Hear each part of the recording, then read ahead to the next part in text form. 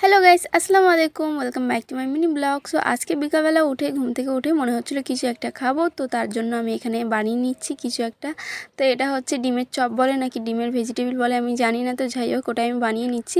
এখানে আমি বানিয়ে নিয়েছি, তো এখানে আমি ডিম সিদ্ধ করে আধ মানে ডিমের দুটো করে কেটে নিয়েছি, দুটো টুকরোই।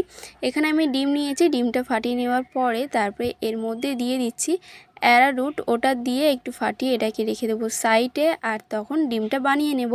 তার মধ্যে তো এই যে দেখো এটার মধ্যে এটার উপরে আলু দিয়ে এটাকে গোল করে নিচ্ছি, যাতে করে বোঝাই যাবে না এটা অর্ধেক ডিম। তো এই যে দেখো মা এটাকে বানিয়ে দিল, আর এখানে সবগুলো কিন্তু হয়ে গিয়েছে। তারপরে এটাকে ব্রেড গ্যামের উপরে দিয়ে ডিমের উপরে দিয়ে আবার একটু ব্রেড গ্যামের উপরে দিয়ে দেন এটা তৈরি হয়ে যাবে। তো দেখতে পাচ্ছ এটা সুন্দর করে তৈরি করে নিয়েছি, সবগুলো মানে মা তৈরি করে নিয়েছে।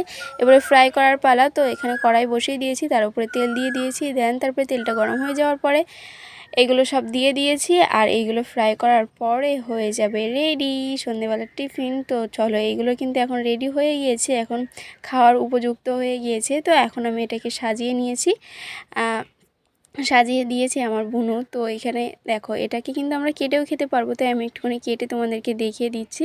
তো চলো এখন আমি খাওয়াটা কমপ্লিট করি। এই যে দেখতে পাচ্ছ সন্ধেবেলা নিজে হাতে বানিয়েছি, আর ভালো লাগবে না সেটা তো হয় না।